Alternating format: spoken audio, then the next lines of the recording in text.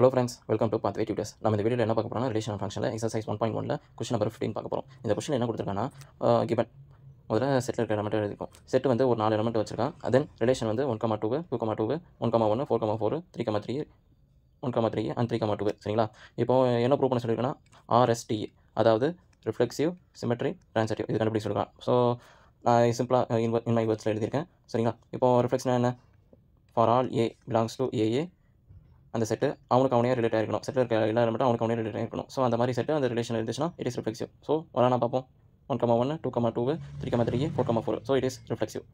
முதல் விஷயம் சிமெட்ரிக்கு வரானா சிமெட்ரிக்கை பொறுத்த வரைக்கும் என்ன கண்டிஷனு சிமெட்ரிக்கை பொறுத்த வரைக்கும் if A is related to BA it implies B is related to AA அதானே. ஸோ இதுபடி பார்த்தோன்னா நான் ரெண்டாம் ஒரு எலிமெண்ட் எடுத்துக்கிறேன். ஸோ 1,2 ஒரு எலிமெண்ட் எடுத்துக்கிறேன் அது ரிலேஷனில் இருக்குது. But 2,1 is not belongs to relation. So it is not symmetry.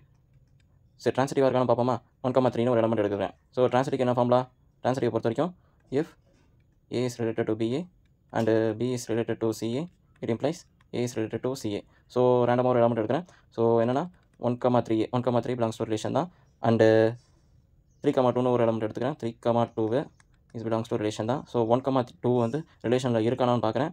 So அவன் வந்து இருக்கான். ஸோ அதனால் இட் இஸ் ட்ரான்சிட்டிவ். ஸோ உங்களோட ஆன்சர் என்னென்னா ஆப்ஷன் பி ட்ரான்சிட்டிவ் வருவான். இந்த மாதிரி வீடியோ இன்னும் டீட்டெயிலாக எக்ஸ்பிளைன் பண்ணியிருக்கேன். லிங்க் வந்து டிஸ்கிரிப்ஷனில் கொடுத்துருக்கேன். தேங்க்யூ ஃபார் வாட்சிங்.